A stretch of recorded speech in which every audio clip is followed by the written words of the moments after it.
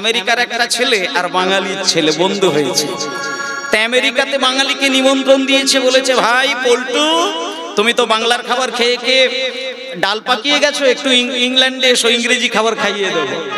তাই এই বলে এখন বাঙালি বন্ধুকে ইংরেজ নিমন্ত্রণ দিয়েছে, আর ইংরেজি খাবার কেক বিস্কিট প্যাটিস নানান ধরনের খাবার দিয়েছে, আর বাঙালি তো একবারে আষ্টে বিষ্টে ইংরেজি খাবার খেয়ে এসেছে।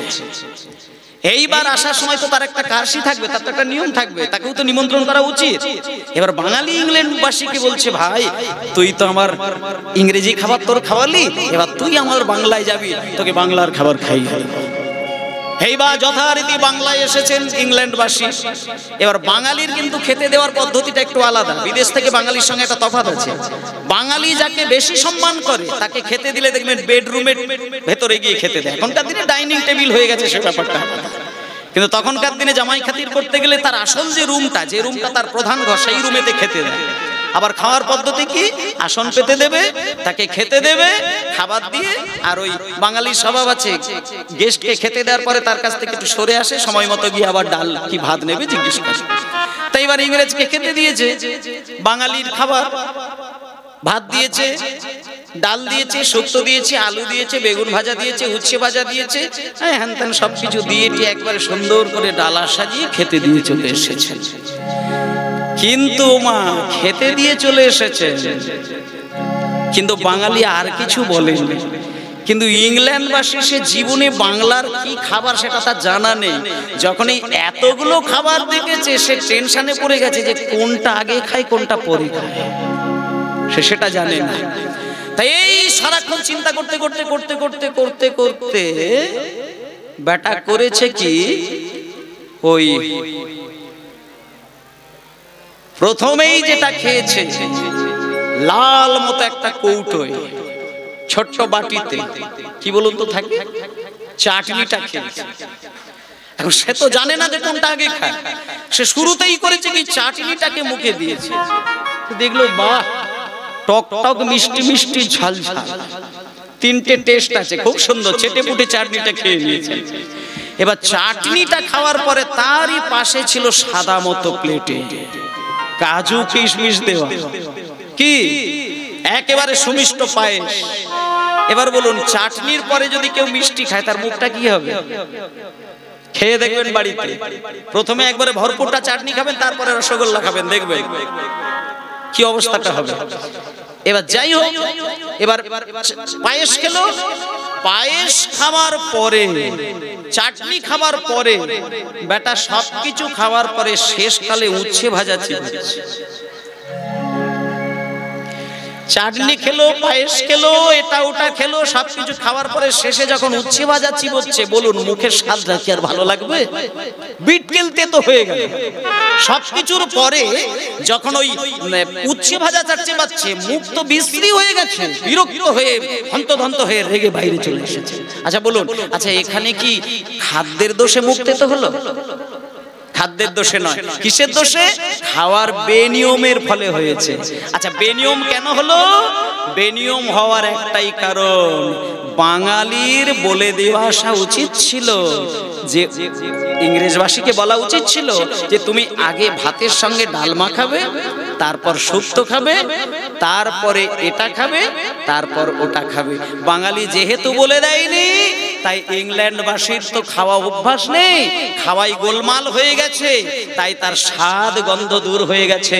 তাই আমরাও ঠিক একইভাবে যদি কৃষ্ণকেই পাবার জন্য ব্যাকুল হয়ে কাঁদি, তাহলে কিন্তু আমাদের ওই ইংরেজবাসীর মতন ওই তেতো খেয়ে বিশ্রী স্বাদের মতোই হবে। কিন্তু আমরা যদি কৃষ্ণকে ছেড়ে দিয়ে আমরা রাধারানীর চরণকে ধরে টানতে পারি, তাহলে রাধারানী আমাদেরকে হাতে ধরে শিখিয়ে দেবে যে এটার পরে ওইটা সেবা করো, ওইটার পরে এইটা দিয়ে সেবা করো, তারপরে গোবিন্দকে এইটা নিবেদন করো, তবেই তিনি গোবিন্দের চরণে কৃপা পাবেন। নিতাই গৌর প্রেমানন্দে হরি বল হরি বল। তা ভক্তমণ্ডলী মায়েরা, যেমন খেতে গেলে নিয়ম ধরে খেতে হয়, তবে তোমার স্বাদ ঠিক থাকে, তেমনি পুজো করতে গেলে, সেবা করতে গেলে তারও নিয়ম ধরে সেবা করতে হয়, তবে তোমার ভাব ঠিক থাকবে। আর সেই ভাব যদি ঠিক থাকতে হয় তাহলে তোমাকে যেতে হবে রাধার চরণে। রাধার মন যদি তুমি কিনতে পারো তবেই তুমি পাবে রাধা রমণ। নিতাই গৌর প্রেমানন্দে হরি বল। তা আজকে সেই রাধা রানীর চরণ ধরে কাঁদছেন কে? ওমা, রাধার চরণ ধরে কে কাঁদছেন বলুন তো? কে কাঁদছেন? রাধার চরণ জড়িয়ে ধরে আষ্টে পৃষ্ঠে কান্নাকাটি করছেন কে? কৃষ্ণ। একটু আপনাদের হয়তো খারাপ লাগবে, বলছেন না কথাটা তো ঠিক নয়, কৃষ্ণের চরণ ধরে রাধা কাঁদে, রাধার চরণ ধরে কৃষ্ণ কাঁদবে না, হতে পারে না। বলে হ্যাঁ হচ্ছে, আজকের দিনে হয়েছে, আজকের দিনে হয়েছে। কৃষ্ণ রাধার চরণ ধরে তাও কাঁদছে কোন সময়? ভোরের বেলা, যাতে লোকজন দেখতে না পায়। ভোরের বেলা গিয়ে ব্রহ্ম মুহূর্তে, যে সময়টা আপনাদের বললাম, ওই সময় গিয়ে কৃষ্ণ ছুটে গিয়ে গোপনে গোপনে রাধার চরণ দুটো ধরে বুকের মধ্যে রেখেছে, কান্নাকাটি করছে। যখন রাধারানীর চরণ ধরে কৃষ্ণ কাঁদছেন, তখন রাধারানী বলছে, প্রাণনাথ এ কি, লোকে কি বলবে? তুমি আমার পা ছেড়ে দাও, তুমি আমার পা ছেড়ে দাও, পা ছেড়ে দাও। এই বৃন্দাবনের লোকে আমায় কি বলবে? তুমি পা ছেড়ে দাও। তখন কৃষ্ণ বলছে, রাধে আজকে আমি তোমার পা ছাড়বো না, আজকে আমি তোমার পা ছাড়বো না। কেন জানো? আজকে আমি তোমার কাছ থেকে একটা মূল্যবান জিনিস চাইতে এসেছি, আর আমি জানি সেটা তোমার পা ধরে যদি না চায় তুমি ওটা আমায় দেবে না। রাধারানী বলছে, প্রাণনাথ আচ্ছা তোমার কি আমার প্রতি সন্দেহ আছে যে আমি তোমাকে ভালোবেসে এখনো কাঙাল হতে পারি? এখনো কি আমাকে দেখে মনে হয় যে আমার এখনো কিছু আছে যেটা তোমাকে এখনো আমার দেওয়া হয়নি? শোনো প্রাণনাথ, আমার ইহকাল পরকাল, জাত কুল মান জীবন যৌবন সবকিছুকে এক জায়গায় করে আমি তোমাকে নিবেদন করে দিয়েছি।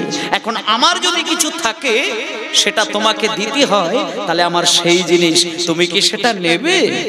তুমি নিতে পারবে? আমার কাছে একটা জিনিস আছে, আমি দিই না, সেটা এখনো দিই না। যদি তুমি পারো তো নিয়ে নাও। আমার কাছে একটা জিনিস রয়েছে, শোনো প্রাণনাথ, কি দিব, কি দিব বধূ, মনে মনে ভাবি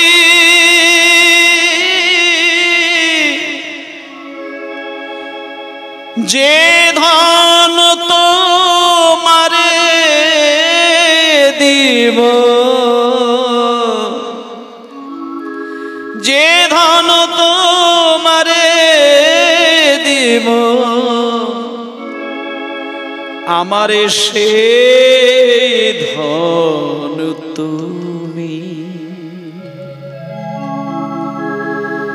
সেই ধন তুমি,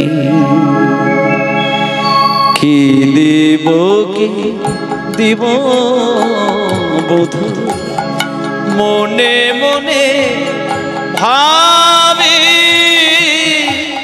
যে ধন তোমারে দিব, সেই ধন তুমি, সেই ধন তুমি। হরি হরি হরি দিব বধূ, মনে মনে ভাবি যে ধন তো মনে দিব, সেই ধন তুমি, সেই ধন তুমি। হে প্রাণনাথ,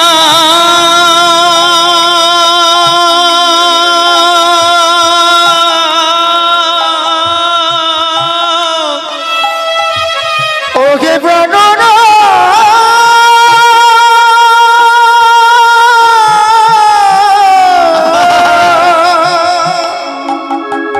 ওহে প্রাণ প্রাণ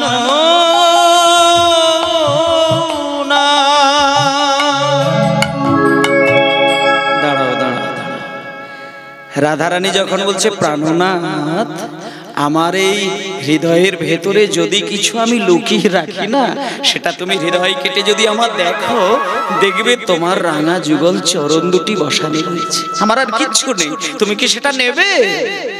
কৃষ্ণ বলছেন, রাধে, আমি তোমার কাছ থেকে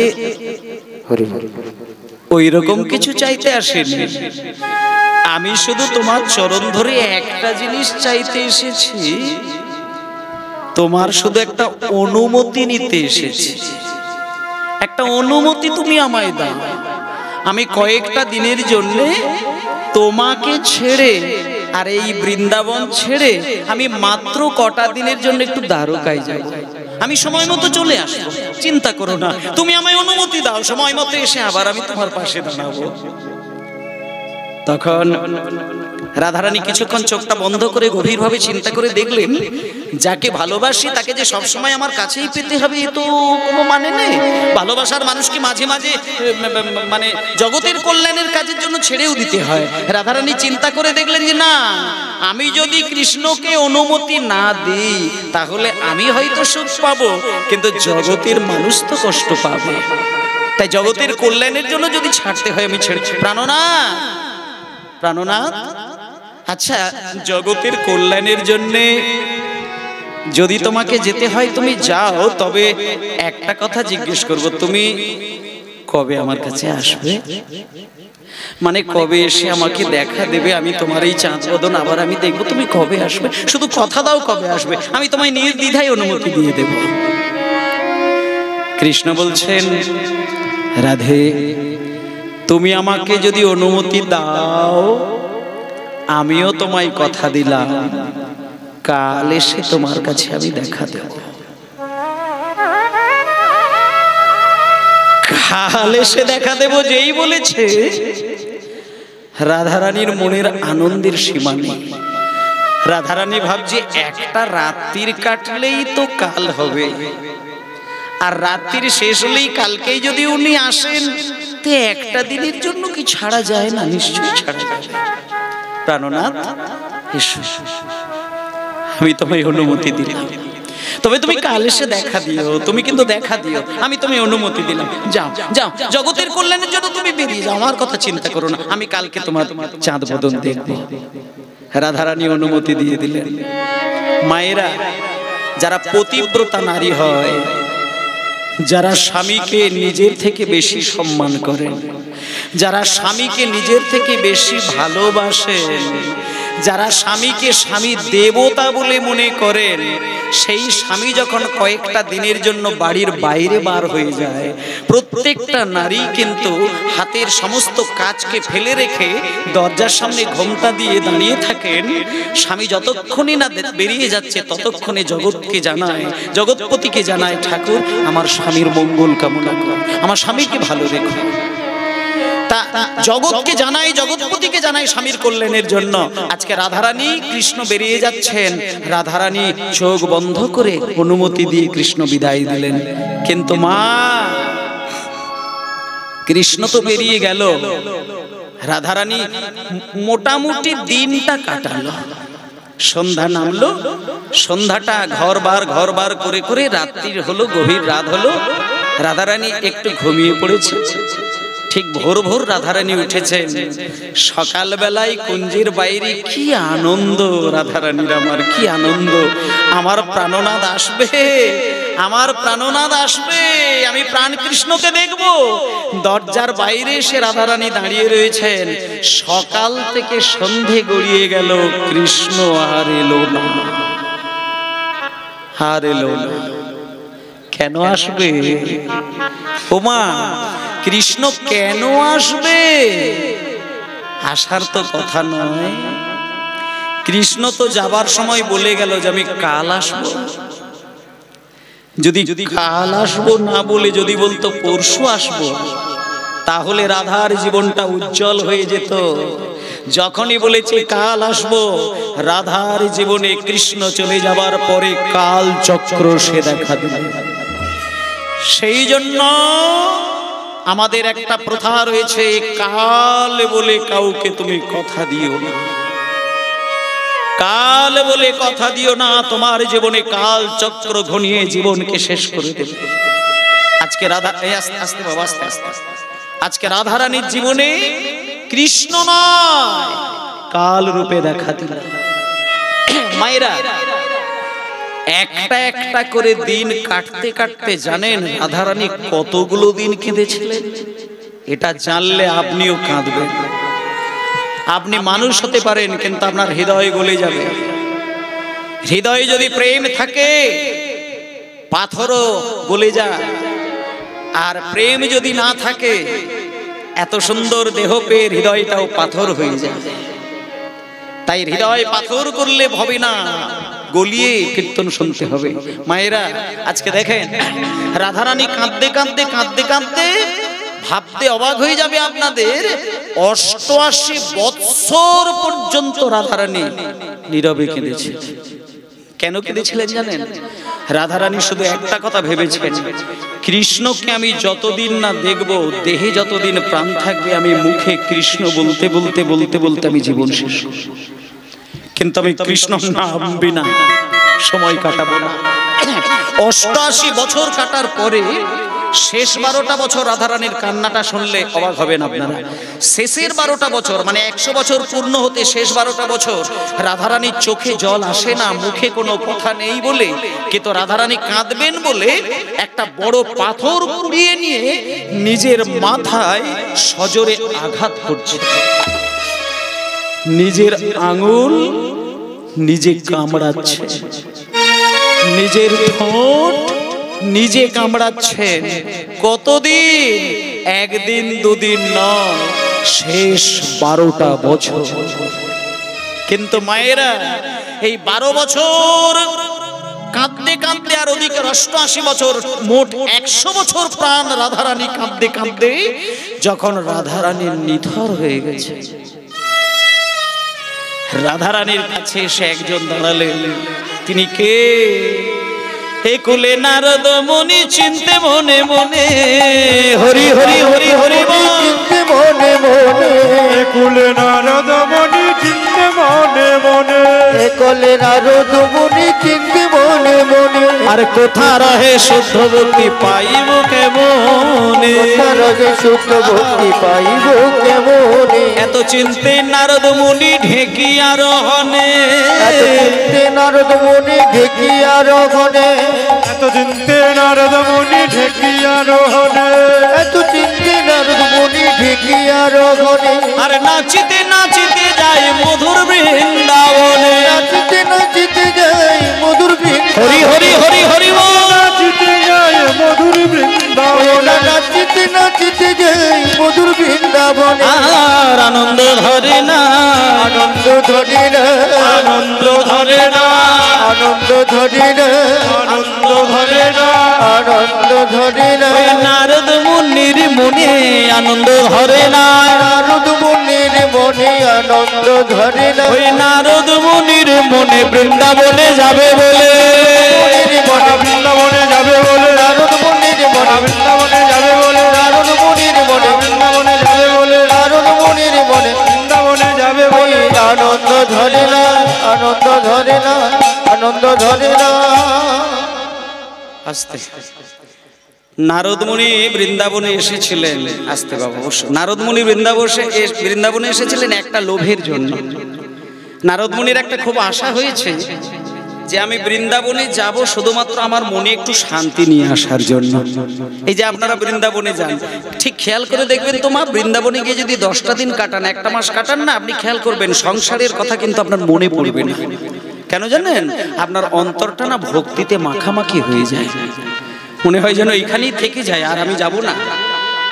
সেই ব্রজের ভাব যদি আপনাকে একবার স্পর্শ করে, আপনার মোহমায়া ত্যাগ হয়ে যায়। আর এই মোহমায়া কাটানোর জন্য নারদ মুনি এসেছেন বৃন্দাবনে, কিন্তু বৃন্দাবনে এসেছেন ঠিকই, কিন্তু নারদের জ্বালা কিন্তু বেড়ে যাচ্ছে। কেন বেড়ে যাচ্ছে?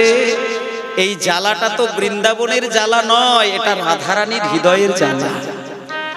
ও মায়েরা, এখানে তো সবাই সংসারী মানুষ, আপনারা মা, আপনারা বাবা, আপনাদের সন্তান আছে, স্বামী আছে, পুত্র আছে, পরিজন আছে, আত্মীয় স্বজন আছে, কিন্তু দেখবেন আপনি যাকে সবথেকে বেশি ভালোবাসেন সে যদি মারা যায়, সে যদি আপনাকে ছেড়ে চলে যায়, এই বিরহ যন্ত্রণার কবলে যদি কেউ পড়ে যায়, তখন ওই কয়লার আঁচের আগুন কিন্তু আপনার ততটা যন্ত্রণাদায়ক হবে না। কোনো মায়ের কোল থেকে, কোনো বাবার কোল থেকে তার আদরের ছোট্ট সন্তানটি হঠাৎ যদি জীবন শূন্য করে চলে যায়, দেখবেন মা সন্তান হারানোর পরক্ষণে যে তীব্র বিরহে কাঁদে, তখন যদি কয়লার আগুনের আঁচও নিয়ে এসে তার গায়ে ধরে, মা কোনো জ্বালা বুঝতে পারে না। কারণ এটা সত্য যে বিরহ জ্বালায় একবার পড়েছে, এ জগতে আর কোনো জ্বালা নেই বিরহ জ্বালা টপকে যেতে পারে। রাধারানী কৃষ্ণ বলে কাঁদছে, কুঞ্জের কোণে শুয়ে শুয়ে রাধারানী হা কৃষ্ণ একটা দীর্ঘশ্বাস ফেলছে, এমন ভাবে দীর্ঘশ্বাস ফেলছে নাকের সামনে দপ করে আগুন জ্বলে যাচ্ছে, আর সেই বিরহ জ্বালাটা নারদের অঙ্গ পুড়িয়ে দিচ্ছে। নারদ মুনি রাধারানীর ওই কান্না দেখে নারদ কেঁদে উঠলেন। নারদ মুনি এসে রাধারানীর চোখের জল মুছিয়ে দিলেন। রাধে, তুমি আর কেঁদো না, তুমি আর কেঁদো না রাধে, তুমি কেঁদো না। আমার দিকে তাকিয়ে দেখো, আমি নারদ। লোকে আমাকে বলে বেরিয়েছে যে আমি নাকি সকলের মধ্যে শুধু ঝগড়া বাঁধাই, দ্বন্দ্ব বাঁধাই, কিন্তু রাধে তোমার আজকে চোখের জল দেখে আমি কথা দিলাম আর আমি ঝগড়া দ্বন্দ্বের দিকে থাকবো না। আজকে আমি এমন একটা কাণ্ড ঘটাবো, এমন একটা কৌশলে তোমার সঙ্গে কৃষ্ণের আমি সাক্ষাৎ ঘটাবো, যাতে সারা জীবন বৈষ্ণব জগতে আমার কথা মনে রাখে। এই দেখুন মায়েরা, নারদ কোন কৌশলে 100 বছর ধরে যে মেয়েটা কেঁদে কেঁদে মৃত্যু শয্যায়, সেই মেয়েটার কাছে কৃষ্ণকে দাঁড় করালেন। কোন কৌশলে? আজকে সেই কৌশলটা দেখুন। আজকে নারদ মুনি রাধারানীর চোখে জল মুছিয়ে দিয়ে বললেন, রাধে তুমি নীরবে থাকো, কিচ্ছু বলো না, কোথাও যেতে হবে না, আমি কথা দিলাম আমি যেন কোনো প্রকারে তোমার সঙ্গে কৃষ্ণের মিলন ঘটাবো। এই বলে রাধারানী কৃষ্ণ, এইবার নারদ মুনি কি করলেন দেখো। নারদ মুনির বাহনকে জানেন, নারদের বাহন ঢেকি। নারদ ঢেকির ওপরে উঠে বলে, ঢেকি আমাকে অমুক জায়গায় নিয়ে চল। ঢেকি নিয়ে চলে যায়। তা নারদ আজকে ঢেকির ওপরে উঠেছে, উঠে বীণা যন্ত্রটাকে হাতে নিয়েছে। বীণা, এই বীণা, তুই তো সারা জীবন আমাকে কৃষ্ণ নাম শোনালি বীণা, কিন্তু তুই জানিস না কৃষ্ণকে ভালোবেসে রাধারানীর কি করুণ দশা। ওরে বীণা, তুই অনেক কৃষ্ণ নাম করলি, এইবার আমায় একটু রাধা নাম শোনা তো দেখি। চল তো বীণা, রাধা নামটা বুকে লয়ে আমি আর তুই দ্বারকার পথে গিয়ে দাঁড়াই। চলো চলো যন্ত্র, ওরে বীণা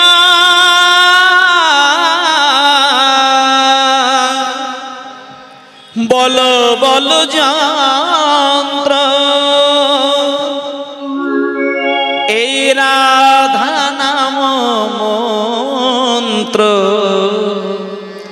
কর যাগ যজ্ঞ ব্রত কিছুই নাহি আর। হরি হরি রাধা নাম মন্ত্র, যাগ যজ্ঞ ব্রত কিছু না গিয়া। বলো বলো যন্ত্র, রাধা নাম মন্ত্র, যাগ যজ্ঞ ব্রত কিছু না গিয়া। রাধে জয় রাধে, রাধে জয় রাধে, বল রাধে রাধে জয় রাধে, রাধে রাধে জয় রাধে, রাধে রাধে জয় রাধে, বলো জয় জয় রাধা নাম প্রেম তরঙ্গিনী জয় জয় রাধা নামে প্রেম তরঙ্গিনী জয় জয় রাধা নাম প্রেম তরঙ্গিনী জয় জয় রাধা নামে প্রেম তরঙ্গিনী আর প্রেম তরঙ্গিনী নাম সুধা তরঙ্গিনী প্রেম তরঙ্গিনী নামে সুধা তরঙ্গিনী প্রেমে তরঙ্গিনী নামে সুধা তরঙ্গিনী রাধা নাম জপিতে জপিতে ওঠে অমৃতের খনি জপিতে ঘটে অমৃতের রাধা নামের স্বাদ ভালো জানের ব্রজের গুণমণি রাধা নামের স্বাদ ভালো জানে বজ্র দিনমণি রাধা নামের স্বাদ ভালো জানের ব্রজের নীলমণি চাঁদ ভালো জানে ব্রজ নীলমণি সবাই মিলে বলুন তো একবার দ্বারকাধিপতি রাজাধিরাজ কৃষ্ণচন্দ্র কি দ্বারকাধিপতি রাজাধিরাজ কৃষ্ণচন্দ্র কি দ্বারকাধিপতি রাজাধিরাজ কৃষ্ণচন্দ্র কি এবার এই পর্যন্ত ঠিক আছে মায়েরা, কিন্তু এই কৃষ্ণচন্দ্রের জয়ধ্বনি দেওয়ার পরে কিন্তু আরেকজনের জয়ধ্বনি দিলেন নারদ। কার জানেন? ঠিক রাজপ্রাসাদের দরজার সামনে দাঁড়িয়ে ওই নারদ মুনি কার জয়ধ্বনি দিচ্ছে দেখুন, রাধা রানী কি, রাধা রানী কি, রাধা রানী কি। দ্বারকাই তো রাধা রানীর নাম কেউ করার নেই না। কৃষ্ণ একটু অবাক হয়ে গেলেন, সিংহাসনে বসে বসে ভাবছি আমার রাজবাড়ির দরজার বাইরে রাধা রানীর নাম কে? আমি তো জানি যে এই দ্বারকার পথে পথে রাধা রানীর নাম তো কেউ করার নেই, কে নাম করছে? তবে কি ব্রজ থেকে কেউ আসলো? সঙ্গে সঙ্গে কৃষ্ণ ছুটে এসে দেখছেন, ও নারদ মুনি। তা আমি বলছি যে তোমার ওই বিনা যন্ত্রের মধ্যে আমি তো এতদিন শুনেছি নারায়ণ নারায়ণ নারায়ণ, তো হঠাৎই রাধা রানীর নামটা গাইছো কেন? রাধা রানীর নাম তো এটা আমার প্রিয় নাম, তাছাড়া তুমি আমার প্রিয় নাম ধরে আমার রাজপ্রাসাদের সামনে কেন নাম করছো? তখন নারদ মুনি বলছে, কৃষ্ণচন্দ্র শোনো, আমি তোমার প্রিয় নাম ধরে তোমার রাজপ্রাসাদের বাইরে কেন নাম করছি তুমি জানো না? জানো না? শোনো ভালো করে, তুমি তো দাপর যুগের ভগবান, আর তোমার যুগের আগে ছিল ত্রেতা যুগ। সেই যুগে রামচন্দ্রের একটা গুণ ছিল ভালো, তোমার কিন্তু গুণটা ভালো নয়। এখন কাউকে অপমান করে কথা বললে তো মাথায় লাগবে। যখন বলছে তোমার গুণটা ভালো নয়, তখন কৃষ্ণের চোখগুলো বড় বড় হয়ে গেল। মানে একটাই, আমি রামচন্দ্রের উদারতা দেখেছিলাম, তার ধর্মজ্ঞান দেখেছিলাম। আমি দেখেছিলাম রামচন্দ্র যখন রাবণকে বধ করেছিল, সেই যুদ্ধক্ষেত্রে রামচন্দ্র তার একজন নিজের ভক্তকে মেরেছিল বলে তার নিজের প্রায়শ্চিত্ত করার জন্য একটা যজ্ঞ করে নিয়ে সব সমাধান করে ফেলেছিলেন, যার নাম হলো অশ্বমেধ যজ্ঞ। তা এই এত বড় কুরুক্ষেত্রের মাঠে তুমি যে কৃষ্ণ কুরুক্ষেত্রের যুদ্ধটা বাঁধালে, সেখানে অনেক কৃষ্ণ ভক্ত মরেছে, কই তোমাকে তো আমি এতদিনে কোনো যজ্ঞই করতে দেখলাম না। তাই আমি নারদ মুনি হয়ে বলে দিলাম, এই ত্রিভুবনের সকলকে জানিয়ে দেব, তুমি কৃষ্ণ হতে পারো কিন্তু ভগবান নয়। এবার এই ভগবান নয় যে কথাটা বলেছে, তখন এইবার কৃষ্ণ কথাটাকে চেপে দিতে চাইছে। কৃষ্ণ বলছেন, আচ্ছা মুনিবর, দাঁড়াও দাঁড়াও দাঁড়াও, একটা কথা বলে, ভেতরে এসো, ভেতরে এসো।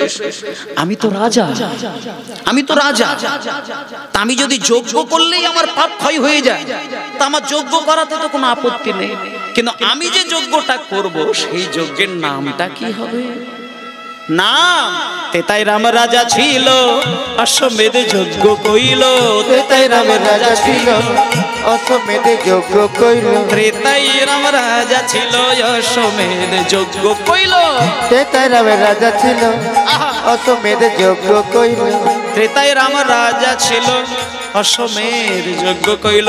এবার তুমি যে যজ্ঞটা করবে তার নামকরণ আমি বলে দিলাম, দান ব্রত যজ্ঞ হবে এবে। দান ব্রত যজ্ঞ হবে এবে, দান ব্রত যজ্ঞ হবে এবে। আচ্ছা, একটুখানি মায়েদেরকে বলি, লীলাটা বেড়ে যাচ্ছে বলে কোনো অসুবিধা নেই তো? মানে কালকে কীর্তন শুনেছেন, আবার আজকেও যদি সারা রাত কীর্তন হয় কোনো অসুবিধা নেই তো? আবার সকালবেলা দুপুরে কিন্তু ভোগ আছে, অসুবিধা নেই? সারা রাত হলেও অসুবিধা নেই তো? না, আমার তো অসুবিধা আছে। তাহলে অলরেডি 2 ঘন্টা গান তো হয়েছে নাকি? 3 ঘন্টা হয়ে গেছে। আচ্ছা, চেষ্টা করবো একটু কমিয়ে দেওয়ার, কিন্তু আচ্ছা হচ্ছে আরো বাড়িয়ে দাও। ঠিক আছে, আবার বাড়াতে গেলে ছিঁড়ে যাবে, চেষ্টা করছি। মায়েরা, আপনারা যতটুকু সহযোগিতা করবেন গান ততটুকু হবে। আমার কোনো ক্ষমতা নেই, ওনার দ্বারাই গান হবে। আপনারা শ্রবণ আর এখানে কীর্তন, এটা হবে। তা আপনারা মন দিয়ে শোনেন, শুধু অনুভব করবেন। লীলাটা শোনা মানে একটা আনন্দ নয়, লীলা অনুসরণ করা মানে নিজের হৃদয়ের মধ্যে ছবি দর্শন করা। লীলা ক্ষেত্র, লীলা ভূমিটাকে নিজের হৃদয়ে তৈরি করা, তবেই তিনি ভক্ত হতে পারেন। দেখুন, আজকে বলছে তুমি যে যজ্ঞটা করবে, দানে ব্রত, দানে ব্রত, দানে ব্রত যজ্ঞ হবে, দান ব্রত যজ্ঞ হবে ইবি, ওই না দান ব্রত যজ্ঞ হবে ইবি। শোনো বলি হে রাজন। আচ্ছা দাঁড়াও, আমরা তো মানুষ, দাঁড়াও, আমরা কিন্তু পাপ তাপ প্রচুর করি। মানে রক্ত মাংসে গড়া হাড়ের দেহ নিয়ে কেউ বলবে আমি পাপ করিনি, তার মতো কাঁচা মিথ্যেবাদী আর হতে পারে না। কাঁচা না, পাকা মিথ্যেবাদী। আমি রক্ত মাংস হাড়ের দেহ পেয়েছি অথচ পাপ করব না, হয় নাকি? হতে পারে না। সারা জীবন নিরামিষ খাবো বললেও খাওয়া যায় না। ও জেনে তো ভাবে আমিষ ঠিক পেটে যাবে। এই যে আমরা গান করি, আমরা কি নিরামিষ খেতে পারি? আমিষ খেয়ে নিতে হয়। গান করতে এসে এখন 2-4টে মশা পেটে ঢুকে গেল, তা আমি আর নিরামিষ খাবো কি? ও তো জল জ্বলন্ত প্রাণীটাই তো পেটে গেল। এ তো গোবিন্দ, ও আপনাদের মেদিনীপুর জেলার মানুষ, খড়গপুরে বাড়ি। ও বিয়ে থা করেনি, বাবাজি হয়েছে। ও সর্বত্যাগী হওয়ার চেষ্টা করছে, কিন্তু ও নিরামিষ খেতে পারে না। তো ওই গত আসরে 6টা মশা গিলেছিল, তো তাহলে নিরামিষ কথাই হবে। যাই হোক, ঘটনা হচ্ছে যে ভক্তি থাকতে হবে আর চৈতন্য থাকতে হবে। সেই জন্য আমরা রক্ত মাংসে গড়া হাড়ের কুণ্ডলী পেয়েছি, সুতরাং পাপ তাপ জরা ব্যাধি, হ্যাঁ, রোগ শোক সবই থাকবে। কিন্তু যদি আমরা পাপ খণ্ডনের উপায়টা বার করতে পারি, তাহলে অনেকটা মুক্তি পেতে পারি। তা আজকে কৃষ্ণও পাপ করেছেন, এটা নারদ মুনি বললেন। তা আজকে নারদ মুনি বলছে, শোনো কৃষ্ণ, তুমি যে অপরাধ করেছো তার জন্য উপায় আছে, তুমি একটা দান ব্রত যজ্ঞ করো। বলছে দান ব্রত? বলে হ্যাঁ, নিয়ম 3টে। প্রথম নিয়ম কি? শোনো বলি হে রাজন, ত্রিভুবন নিমন্ত্রণ। শোনো বলি হে রাজন, ত্রিভুবনে নিমন্ত্রণ। শোনো বলি হে রাজন, ত্রিভুবনে নিমন্ত্রণ। আরে নিমন্ত্রণ সবারই করিবে, নিমন্ত্রণ সবারই করিবে। আচ্ছা দাঁড়াও, মায়েরা গুনে গুনে যাবেন, গান গুনবেন। প্রথম নিয়মটা হচ্ছে ত্রিভুবন নিমন্ত্রণ করতে হবে। কৃষ্ণকে অর্ডার দিয়ে দিলেন, ত্রিভুবন মানে স্বর্গমর্ত পাতাল যেখানে যা আছে সকলকে চিঠি দিয়ে তোমার এই মানে যজ্ঞে আনতে হবে। এটা 1 নম্বর নিয়ম। এবার 2 নম্বর নিয়মটা দেখুন, যে যা চাইবে তাই দেবে, সবার আশা মিটাইবে। চাইবে তাই দেবে, সবার আশা মিটাইবে। এই গতকালকে কীর্তন শুনেছেন, আজকে শুনলেন, এইখান থেকে আপনাদের জীবন পাল্টে গেল। এই যে যা চাইবে তাই দেবে, সবার আশা মিটাইবে, এটা বলে দিয়েছে তো। এইবার আমি আপনাদেরকে বলে দিই, এবার আপনারা মনে মনে একটা অঙ্ক কষে নিন, আপনি কি চাইবেন, মানে কি আপনার অপূর্ণ আছে সেটা চিন্তা করে নিন। যজ্ঞ যখন শুরু হবে, আপনি ওই সময় শুধু আত্মসমর্পণ করে দিয়ে কৃষ্ণকে ওইটা চেয়ে নেবেন, ব্যাস, কৃষ্ণ দিয়েই খালাস হয়ে যাবেন। কারণ কৃষ্ণ আজকে প্রতিজ্ঞা করছে যে যা চাইবে তাই দেবে, অতএব সেখানে আপনি বঞ্চিত হবেন না। শুধু আমি বলবো, পাশের মানুষটাকে বলবেন না, যদি বলে দিয়েছে তো ভস্য হয়ে যাবে। চাইবার কৌশল জানবেন, সুন্দর করে চাইবেন, এমন ভাবে চাইবেন যেন কৃষ্ণ দিতে রাজি হবে, সেই চাওয়া চাইবেন। তাহলে 2 নম্বর নিয়ম কি? যে যা চাইবে তাই দেবে, সবার আশা মিটাইবে। 2টো হলো। এবার 3 নম্বর নিয়ম শেষ। সর্বশেষে দান দিয়া, ভিক্ষার ঝুলি স্কন্ধে লইয়া। সর্বশেষে দান দিয়া, ভিক্ষার ঝুলি স্কন্ধে লইয়া। সর্বশেষে দান দিয়া, ভিক্ষার ঝুলি স্কন্ধে লইয়া। সর্বশেষে দান দিয়া, ভিক্ষার ঝুলি স্কন্ধে লইয়া। সর্বশেষে দান দিয়া, ভিক্ষার ঝুলি স্কন্ধে লইয়া। ভিক্ষা করি যাবে মনের সুখে, ভিক্ষা করি যাবে মনের সুখে। আরে ভিক্ষা করি যাবে মনের সুখে, ভিক্ষা করি যাবে মনের সুখে। সবাই অসভ্য অসভ্য কথাগুলো বললে হবে না। যে যা চাইবে তাই দেবে, সবার আশা মিটাইবে, এটা তো আমার ভালোই ছিল, দান করব মানে আমার তো যথেষ্ট ভালো বিশ্বাস। কিন্তু ওই শেষের নিয়মটা তো, ও মা আস্তে আস্তে, মা আস্তে, ও মায়েরা, যে যা চাইবে তাই দেবে, সবার আশা মিটাইবে, দান সবারে করবে হাসি মুখে, এই পর্যন্ত ঠিক। কিন্তু শেষের নিয়মটা তো ভারী কষ্টের নিয়ম। কি বললেন শেষ নিয়মটা? সর্বশেষে দান দিয়া আর ভিক্ষার ঝুলি কাঁধে লইয়া ভিক্ষা করে যাবে মনের সুখে। এই যে এখানে গান বাজনা হচ্ছে গত দুদিন ধরে। আচ্ছা, কমিটি যদি 6 মাস আগে, এই কমিটি যারা আছেন তারা যদি 6 মাস আগে একটা মারুতি ভ্যান গাড়িতে দুদিকে চোং লাগিয়ে মাইক দিয়ে যদি সারা মেদিনীপুর জেলা প্রচার করতেন যে আমাদের প্রথম খণ্ড জলপাই, তাই তো এই গ্রামটা, আচ্ছা প্রথম খণ্ড জলপাইয়ে কীর্তন হবে, আপনারা যদি হরিনাম শুনতে আসেন, আমরা কমিটি প্রত্যেক ভক্তকে 10,000 টাকা ক্যাশ দেব, 10 ভরি সোনার চেন দেবো, আবার পেট ফোড়ন দিয়ে দেবো। আচ্ছা বলুন, মেদিনীপুরের কোনো বাড়িতে লোক থাকবে? সবাই এই হরিবাসরে লাইন দেবে। তা ওনারা মনে করুন দিয়েও দিল। এবার ওনারা একটা কায়দা করেছে কি, গেট একটা দিয়েছে, সেটা দিয়ে ঢুকবে, আর বার হওয়ার জন্য আর একটা আলাদা গেট রেখেছে। এবার যেটা দিয়ে বার হবে, ওই 10 ভরি সোনার চেনা 10,000 টাকা নিয়ে বেশ গচ্ছিত করে রেখেছে। এবার কীর্তন শুনে বেরিয়ে যাবে, ওইখানে 2 জনকে আবার বসিয়ে রেখেছে। তারা আবার 2 জন বলছে বার হতে যাবে যখন, বাবা অনেক কষ্ট করে তো হরিবাসর চালায়, তাই আমাদের এই ভিক্ষার ঝুলিতে 10,000 টাকা 10 ভরি সোনার চেন দিয়ে যান। আচ্ছা বলুন, এটা হাস্যকর হলো না? এটা হাস্যকর বিষয় নয় কি? মানে কাউকে দান করলো, আবার পরক্ষণে কায়দা করে যদি চেয়ে নেয়, এ তো হাস্যকর হবেই, বড় হাস্যকর বিষয়। একটা ছোট্ট কথা শোনেন মা, আমি কীর্তন গাইতে গিয়েছিলাম, আসতে দাঁড়াও মন্দির শুনে, কীর্তন গাইতে গিয়েছিলাম মুর্শিদাবাদের একটা জায়গায়, বিরাট আসর, বিরাট, এই এত বড় মাঠ নিয়ে আসর হয়, লোক ভর্তি, মাঝখান দিয়ে বাঁশ দিয়ে জায়গা করা আছে আসা যাওয়ার জন্য। এবার হঠাৎ দেখি এই দিকে 10,000, ওই দিকে 10,000 ভক্ত, বিশাল ব্যাপার। আর মাঝখান দিয়ে দেখি একটা চোখ লাল করে এক মাতা ব্যাটা টলতে টলতে আমার কাছে আসছে। তা আমি তো দেখে একটু ভয় লাগলো যে মাতা লুটে আসছে কেন, জায়গা ও তো উঠবে, কিছু করার নেই। উঠলো, মাইক্রোফোনটা আমার টেনে নিল, নিয়ে খুশি হইয়া অমুক হইয়া তমুক হইয়া বলে টলে দেখলাম 3খানা 2,000 টাকার নোট, লাল নোট, 3টে 2,000 টাকার নোট সেফটিবিন দিয়ে আমার ওড়নায় ঝুলিয়ে দিল। আমি তখন ভাবলাম, যাক, মাতাল হোক আর গাঁজাখোর হোক, আমার আর দেখার দরকার নেই, এখন আমাকে দক্ষিণা দিয়েছে, এর থেকে বড় আনন্দের বিষয় আর কিছু নেই। এই বলে তো আমি বাকি সময়টা কীর্তন গেয়েটে বাসায় গিয়ে বসলাম, খাওয়া দাওয়া সারলাম, কমিটির থেকে পেমেন্ট নিলাম, এইবার বাড়ি আসবো।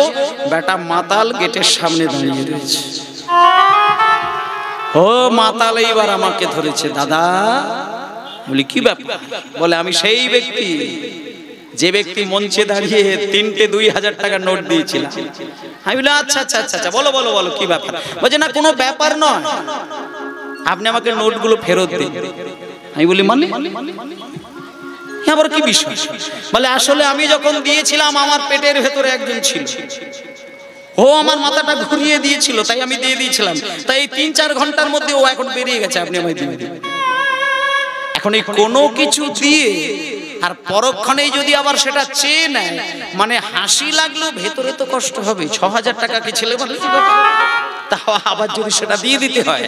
তা আজকে সেই কাণ্ড, কাউকে দিয়ে আবার তার থেকে কৌশল করে চেয়ে নেওয়া, এ তো হাস্যকর বিষয়। আজকে নারদ মুনিকে বলছে, মুনিবর আমি লোককে দান করব, পরক্ষণে ভিক্ষারা চল পেতে চেয়ে নেবো, এ তো লোকে হাসবে। তখন নারদ মুনি বলছে, দাঁড়াও দাঁড়াও, তুমি যদি কাউকে দান করো 10 লক্ষ টাকা, তুমি যখন তার কাছে ভিক্ষার আঁচল পাতবে না, তখন তাকে 10 লাখ টাকা ভিক্ষা করবে না, তাকে তুমি মিষ্টি করে বলবে, বাবা আমার এই ভিক্ষার আঁচলে 1টি টাকা ভিক্ষা দাও। বলে কেন? 1 টাকা চাইলে কি হবে, বুঝলে না?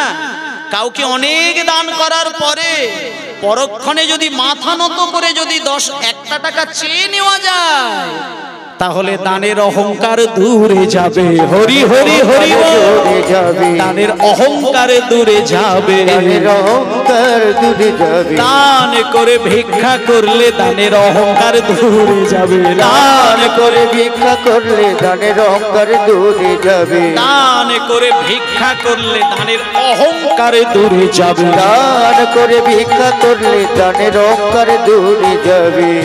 বেশ, এই তো মা, তাহলে তো সব বোঝা হয়ে গেল। আপনারা আর একটুখানি অপেক্ষা করেন, এখন সবকিছু এবার পেয়ে যাবেন। ইতিমধ্যে সব কথা হয়ে গেল।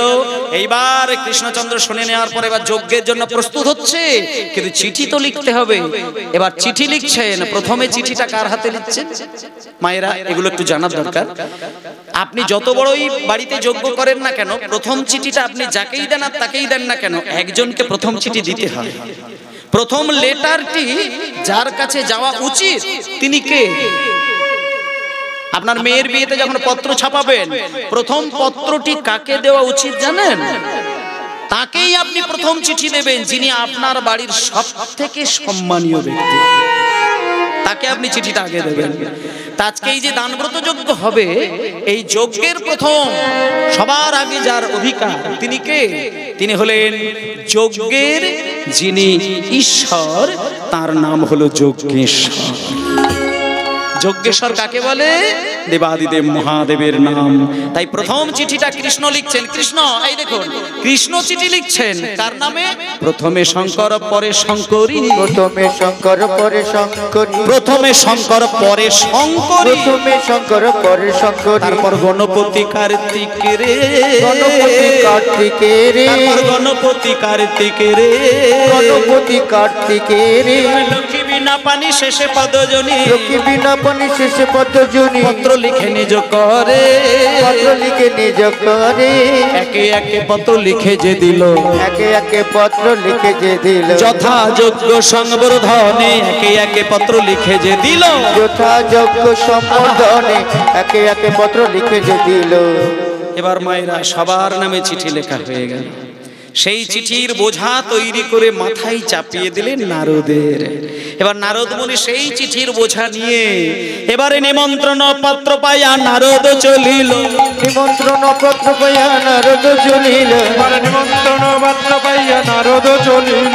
নিমন্ত্রণ পত্র পাইয়া নারদ চলিল। ওই নিমন্ত্রণ পত্র পাইয়া নারদ চলিল।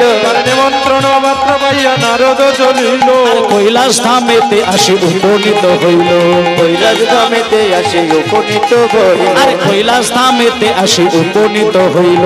কৈলাস ধামেতে আসি উপনীত হইল। বাহ! ওমা, মা, সমস্ত চিঠি নিয়ে নারদ মুনি যেখানে যা পৌঁছে দেওয়ার সবাইকে চিঠি পৌঁছে দিলেন।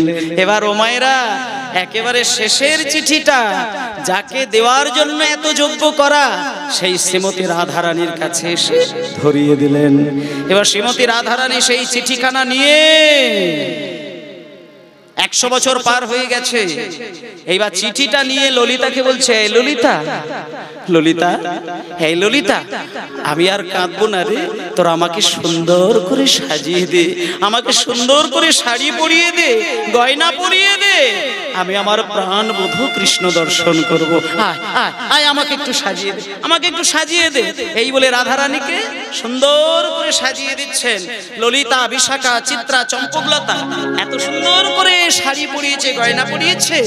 আর সঙ্গে সঙ্গে রাধারানী সঙ্গিনী রঙ্গিনী রূপতরঙ্গিনী বসিয়া মন্দির মাঝে মদন মোহন সহিত যতনে এবারে রাইক করিলা সাজে সঙ্গিনী রঙ্গিনী রূপতরঙ্গিনী। হরি হরি হরি হরি। রঙ্গিনী রূপতরঙ্গিনী সঙ্গিনী রঙ্গিনী রূপতরঙ্গিনী বসিয়া মন্দির মাঝে বসিয়া মন্দির মাঝে বসিয়া মন্দির মাঝে আরে মদন মোহন সহিত যাতনে মদন মোহন সহিত যাতনে আরে রাই করিলা সাজে রাই করিলা সাজে সঙ্গিনী রঙ্গিনী রূপ তরঙ্গিনী সঙ্গিনী রঙ্গিনী রূপ তরঙ্গিনী সঙ্গিনী রঙ্গিনী রূপ তরঙ্গিনী। আচ্ছা, একটা প্রশ্ন করব আপনাদের, এখানে যারা আছেন তাদেরকে একটি প্রশ্ন করব, সেটা হচ্ছে খুব সহজ প্রশ্ন। মায়েরা বলুন, 100 বছর ধরে রাধারানী কেঁদেছেন, পাগল হয়ে গেছেন, লোকে ভেবেছে মারাই গেছে। এই 100 বছর পরে সেই নারদ যে কথা দিয়েছিল, সেই কথা অনুসারে আজকে কৃষ্ণের কাছ থেকে চিঠি লিখে নিয়ে এসে রাধারানীর হাতে ধরালেন। এবার রাধারানী সেই চিঠি পেয়ে এবার একটু আনন্দ হলো, নতুন করে শাড়ি পরলো, কৃষ্ণ দর্শনে যাবে বলে একেবারে প্রস্তুত। আচ্ছা মায়েরা বলুন, এই যে নতুন করে রাধারানী শাড়ি পরেছে কৃষ্ণকে পাবার জন্য, এটা আপনাদের সত্যি করে বলবেন কিন্তু খারাপ লাগছে না ভালো লাগছে? মানে এটা কি আপনাদের কোনো যন্ত্রণা দিচ্ছে নাকি? দেয়নি, কিন্তু যন্ত্রণা দিচ্ছে একজনের, একজন হাড়ে হাড়ে জ্বলে যাচ্ছে, সে হচ্ছে রাধারানীর কে ননদী কুটিলা। আরে বাবা, দুটো তো বাঘিনী রয়েছে, জটিলা কুটিলা। তা কুটিলা তো রাধারানীর ননদী। এবার ননদী দেখছে বৌদি 100 বছর ধরে কেঁদে কেঁদে মরণ হলো না, আবার নূতন করে সাজুগুজু করেছে। বাহ, এর একটা আমি বিহিত করে ছাড়ব। ননদী কাউকে কিছু না বলে দাদা আয়ান ঘোষের কাছে গেছে। দাদা, ও দাদা, কি হলো? শোনো এদিকে, তুমি এখনো কিছু খবর রাখোনি? ওই বৌদি 100 বছর ধরে কেঁদে কেঁদে মরণ হয়নি, আবার নূতন করে সাজুগুজু করেছে, ওই দানব্রত যজ্ঞে যাবে। তুমি একটা কাজ করো দাদা, আমার এসব ভালো লাগছে না, তুমি তো মা কালীকে ডাকো, মা কালীর মন্দিরে গিয়ে মা কালীর হাত থেকে খাড়াটাকে টেনে নিয়ে এসো, টেনে নিয়ে এসে বৌদির সঙ্গে একটা কিছু আজকে তুমি ওই মানে একটা হেস্তনেস্ত করে দাও। আমার এটা ভালো লাগছে, আমার একটা যন্ত্রণা হচ্ছে, লোকে কি বলবে? আয়ান কথাটাকে মাথায় নিল, কালীর কাছে গেল, মা কালীর হাত থেকে খাড়াটাকে টানলো, টেনে পিছন দিকে লুকিয়ে নিয়ে রাধারানীর কাছে এসে সম্মুখে এসে দাঁড়ালেন। রাধারানী তো তখন সর্ব অলঙ্কারে ভূষিতা, কৃষ্ণ দর্শনে যাবে, রাধারানীর চিন্তা শুধু কৃষ্ণকে পাবে। আয়ান এসে যখন রাধারানীর সম্মুখে দাঁড়িয়েছে, রাধারানী দেখতে পেয়ে আয়ান ঘোষকে বলছেন, স্বামী আপনি এসে গেছেন। আমি একটু আগে ভাবছিলাম আপনার কাছে যাব, আমি আপনাকে প্রণাম করব, আপনার কাছ থেকে একটা ছোট্ট অনুমতি নেব, নিয়ে কিছুক্ষণের জন্য আমি ঘর থেকে একটু বাইরে যাব। না, সব হবে না, আমি সব জানি কোথায় যাই। যাও ঘরে যাও। মানে? হ্যাঁ মানে ওটাই, যাও ঘরে যাও। কোথায় যাবে তুমি? স্বামী, আমি আজকে না আমি আমার প্রাণ কৃষ্ণের দর্শন পেতে যাব। সব চলবে না, চলবে না, চলবে না, যাও ভেতরে যাও, ভেতরে যাও। স্বামী, আজকে আমি কৃষ্ণ দর্শনে যাব না। না, যাওয়া হবে না, তুমি আমার স্ত্রী, আমি তোমার স্বামী, তো আমার কথা শুনতেই হবে। এবার এত কথা কেন? যাও ভেতরে যাও। রাধারানী তখন বললেন, স্বামী আজকে আমি কৃষ্ণ দর্শনে যাবই, তুমি বাধা দিলেও আমি শুনব না। শুনবে না মানে? শুনবে না মানে কি? আমি তোমার স্বামী, তুমি আমার স্ত্রী, তুমি আমার কথা শুনবে না, এ কি কথা হচ্ছে? তুমি যদি আমার কথা না শোনো, তুমি জানো আমি তোমায় শাস্তি দিতে পারি। শাস্তি? হ্যাঁ, আমি শাস্তি দিতে পারি। এইবার রাধারানী রেগে উঠলেন, স্বামী তুমি আমাকে শাস্তি দেবে? তুমি আমায় জানো আমি কে? তুমি যদি আমাকে না চিনে থাকো, তুমি আজ চিনে নাও আমি কে। এতদিন তোমার ঘরে আমি কি রূপে দাঁড়িয়েছিলাম তুমি চিনে নাও। বলি চেনো না তুমি যে মোরে হরি হরি হরি বল, তুমি যে মোরে চেনো না তুমি যে মোরে, চেনো না তুমি যে মোরে। কে ছিলাম আমি তোমারই ঘরে, ছিলাম আমি তোমারই ঘরে। এত বলি হইল অপরূপ, এত বলি হইল অপরূপ। রাধিকা ধরিল কালিকা রূপ, হরি হরি হরি হরি বল। কালিকা রূপ, রাধিকা ধরিল কালিকা রূপ, রাধিকা ধরিল কালিকা রূপ। কালী হয়ে দাঁড়ালো দাঁড়ালো আমাদের রাই বিনোদিনী, কালী হয়ে দাঁড়ালো রাই বিনোদিনী, কালী গয়ে দাঁড়ালো। আচ্ছা বাবা, আপনারা তো কৃষ্ণ কালী হয়েছিল আপনারা জানেন, কৃষ্ণ কালী এটা আপনারা শুনেছেন। আচ্ছা রাধা কালী হয়েছিল জানেন? রাধারানীও কিন্তু একদিন কালী রূপ দর্শন করেছিলেন। আয়ানকে, নিজের স্বামীকে, নিজের স্বামীর সামনে রাধারানী কালী রূপ দর্শন করিয়ে আছাড় খাইয়েছিলেন চরণতল। আজকের দিনে আয়ান মা কালীর খাড়া ছুঁড়ে ফেলে দিয়ে রাধারানীর চরণ দুটো জড়িয়ে ধরে কাঁদতে কাঁদতে বলে উঠেছিল আয়ান, মা ও মা, মা তুমি আমার আরাধ্যা দেবী, তুমি আমার সংসারে স্ত্রী হয়ে বিরাজ করেছিল, আমি তোমায় চিনতে পারিনি মা। মা মা ও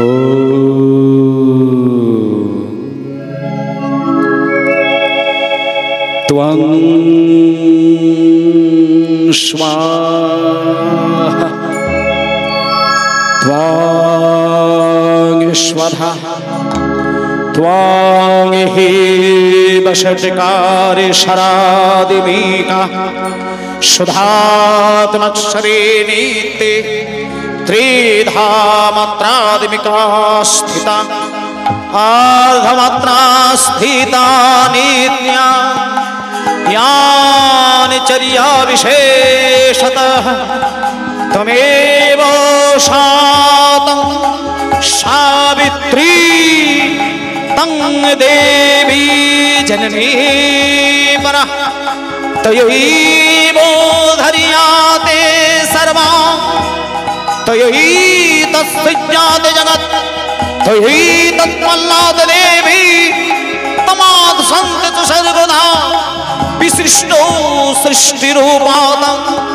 स्थितिर्मा च बालने तथा संगृहीति रूपन्ते जगदोहास जगन्मये महावेद महामाया महामेधा महास्मृते महामोहा च भवति महादेवी महेश्वरी प्रकृतिस्तंच सर्वस्व गुणत्रय विभाविनी कालनत्रिर्महोरात्रि महोरात्रिस्वदानुना लज्जा पुष्टि तथा तुष्टित्या शांति खंतिरेव च खड्गिनी शूलिनी घोरा गतिनी चक्रनी तथा शंखिनी चावेणे बाण भषण्डी परिभावधा सम्या सम्मतरा शेष समीमत्नाति सुंदरी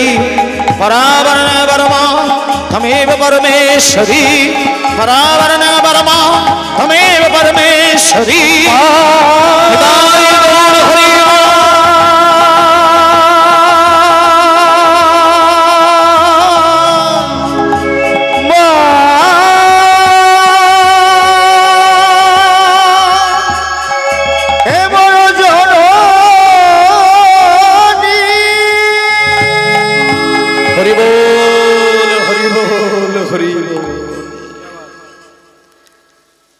মা রাধারানীর চরণ ধরে আয়ান মাকে ডাকতে লাগলেন। আজকেও আমরা একটুখানি মাকে ডাকলাম। আমাদের কত সৌভাগ্য দেখুন, আজকে রাধার চরণ জড়িয়ে ধরে মাকে ডাকলাম। ঠিক সেইভাবে ভাবিত আমরা রাধারানীকে কাছে পেয়ে তার চরণ ধরে মাকে ডাকতে লাগলাম। মা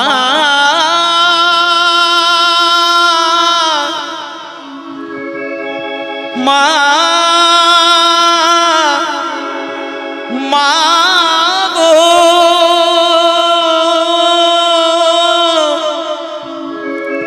মা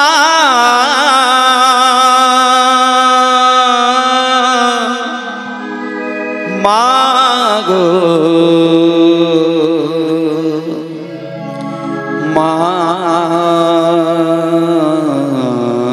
গো।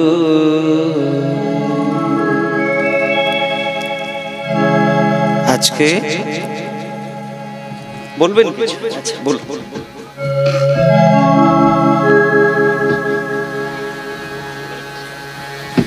এখানে এসে বলুন না লাইনটা। হরে কৃষ্ণ। ভক্তিমতী মায়েরা কৃষ্ণ নাম শ্রবণ করছেন। একটু ব্যাঘাত ঘটালাম কৃষ্ণ নাম শ্রবণে। প্রভু দেবনারায়ণ পাল মহোদয়ের এই কৃষ্ণ নামের কীর্তনে মুগ্ধ হয়ে ধর্মখালী গ্রাম নিবাসী রামচন্দ্র গিরি তৎসঙ্গে যে বৃন্দাবন ধামে আপনারা কৃষ্ণ নাম শ্রবণ করছেন, উনারই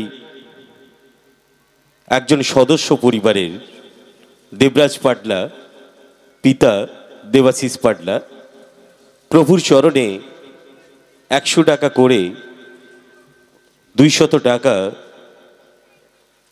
চরণে প্রণাম জানিয়ে অর্পণ করছে।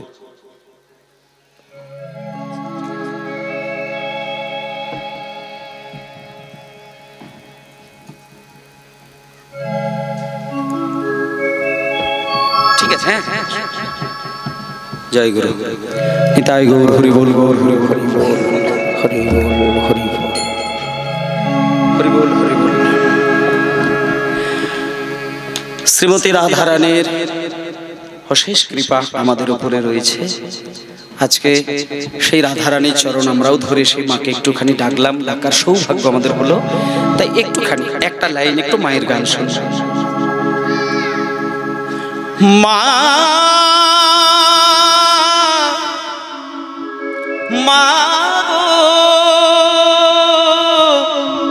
ও মা জান ও মা জান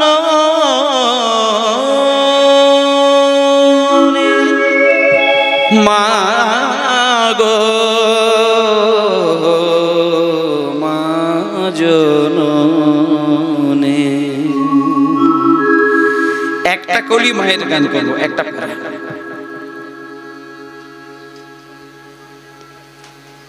মা তোর চোখের কাজল সারা গায়ে মাখিয়ে দিল কে। আচ্ছা, মায়ের গায়ের রং কি? কালো? কালো তো বেশ। তাই কালো, এটা তো চোখের কাজলের রং।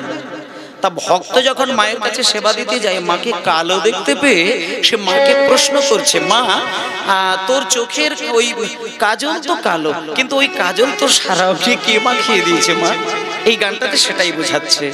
মা তোর চোখের কাজল সারা গায়ে মাখিয়ে দিল কে। মা তোরে কে পরালো, মা তোরে কে পরালো, মা মাতরকে পরালো শ্মশানে চিতা, মাতরকে পরালো, মাতরকে পরালো শ্মশানে চিতা, ভস্য তিলকে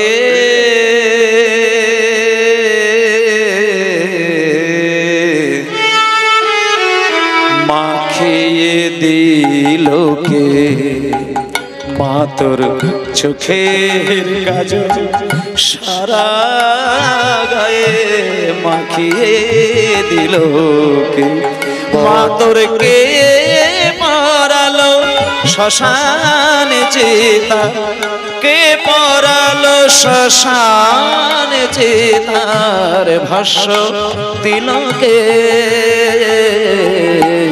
চোখের কাজল সারা, হরি হরি হরি হরি মাখিয়ে দিল কে, মাতর চোখের কাজল সারা গায়ে মাখিয়ে দিল কে। হাড়ের মালা কোথায় পেলি মা, হাড়ের মালা কোথায় পেলি, যোগিনী সাজ সেজে এলি, হাড়ের মালা কোথায় পেলি, যোগিনী সাজ সেজে এলি, হাড়ের মালা কোথায় পেলি, যোগিনী সাজ সেজে এলি, মা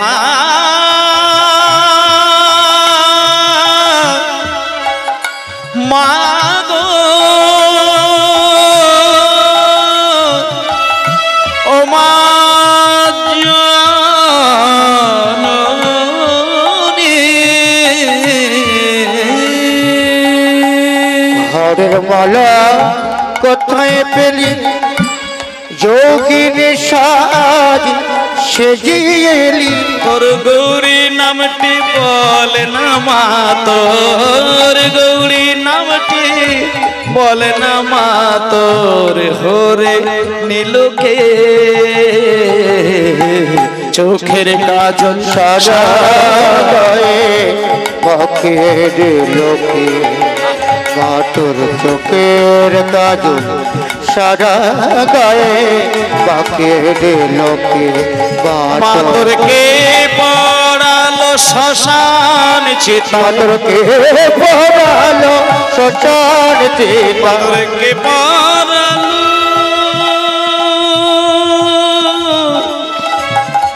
মাতরকে পড়ালো,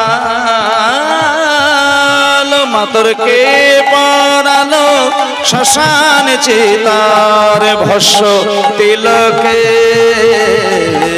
চোখের কাজ সারা গায়ে হরি হরি হরি হরি হরি মাতর চোখের কাজল সারা গায়ে মাখিয়ে দিল কে, মাতর চোখের কাজল সারা গায়ে মাখিয়ে দিল কে।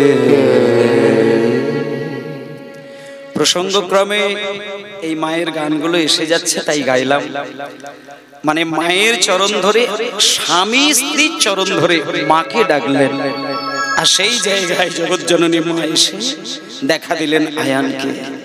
আয়ান বললেন, রাধে আমি তোমায় অনুমতি দিলাম, তুমি যাও কৃষ্ণ দর্শনে, তবে যদি কৃষ্ণের সঙ্গে তোমার সাক্ষাৎ ঘটে আমার হয়ে তুমি দু চারটি কথা শুনিয়ে দিও রাধে, এসো আমি তোমায় অনুমতি দিলাম। এবারে নিমন্ত্রণ পত্র পাইয়া ব্রজবাসী গণ, নিমন্ত্রণ পত্র পাইয়া ব্রজবাসী গণ, এবারে নিমন্ত্রণ, এবারে নিমন্ত্রণ, এবারে নিমন্ত্রণ পত্র পাইয়া ব্রজবাসী গণ, নিমন্ত্রণ পত্র পাইয়া ব্রজবাসী গণ, নিমন্ত্রণ প্রাপ্ত ব্রজবাসী গণ আর প্রভাস যজ্ঞের পথে করিল গমন, প্রভাস যোগের পথে করিল গমন, আর প্রভাস যজ্ঞের পথে করিল গমন, প্রভাস যোগের পথে করিল গমন। শকত ভরিয়া নিল দধি দুগ্ধ ছানা, শকত ভরিয়া নিল দধি দুগ্ধ ছানা, কত ভরিয়া দিল দধি দুগ্ধ ছানা। আর ফল মূল কত নিল না যাই গণনা, আর ফল মূল নিল না যাই গণনা, আর ফল মূল কত নিল না যাই গণনা। ফলমূল কতই নিল না যাই গণনা।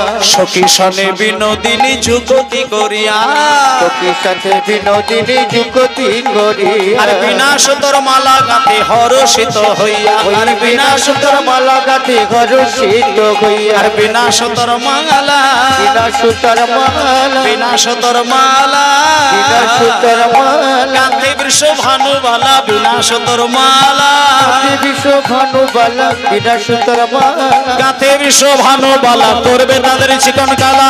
বিশ্ব ভানুবালা, করবে তাদের জীবনবালা, বিশ্ব ভানুবালা, করবে তাদের জীবনবালা, বিশ্ব ভানুবালা, করবে তাদের জীবনবালা, বিশ্ব ভানুবালা, করবে তাদের বিনাশ তোর মালা, বিনাশ বিনাশ তার মালা, বিনাশ তার মালা। আচ্ছা, এবার চলো সবাই এবার লাইন দিয়েছেন, প্রভাস যজ্ঞে যাবে। আজকের এই দানব্রত যজ্ঞটা হয়েছিল গুজরাটে। শোনেন, এই দানব্রত যজ্ঞ হয়েছিল গুজরাট।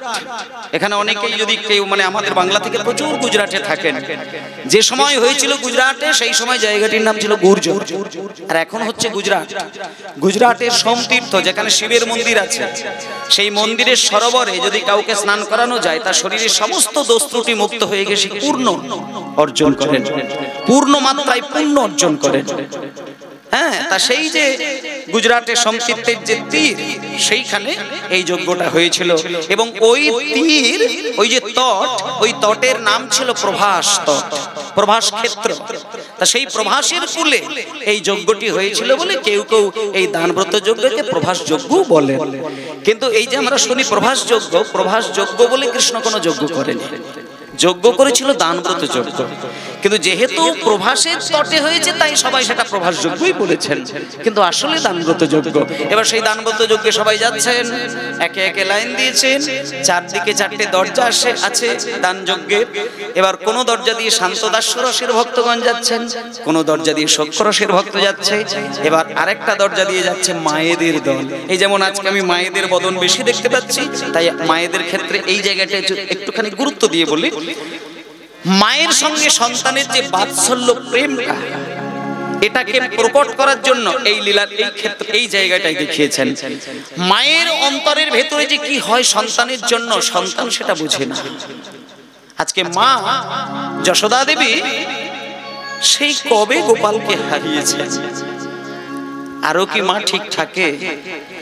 100 বছর পরে যখন জানলেন যে আমার গোপাল আমার নামে চিঠি দিয়েছে, নন্দ মহারাজকে বলছে, মহারাজ আপনি পাগড়ি বাঁধুন, আমি আর কাঁদবো না।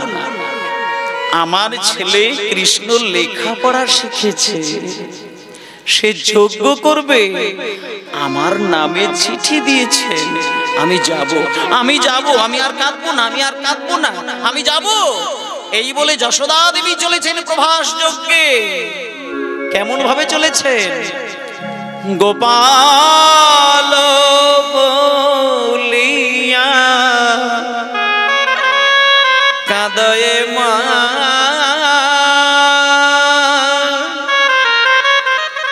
ওরে গোপাল রে,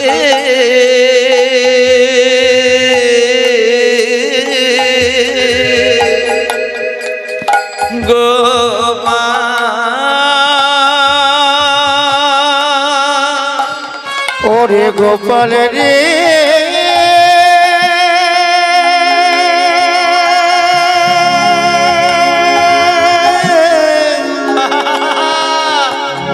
ওরে গোপাল,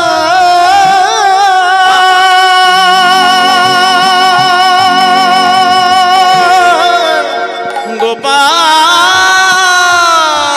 গোপাল রে,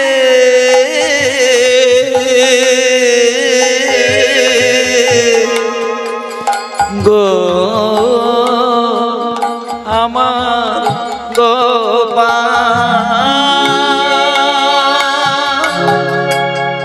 ওরে গোপাল রে গোপাল রে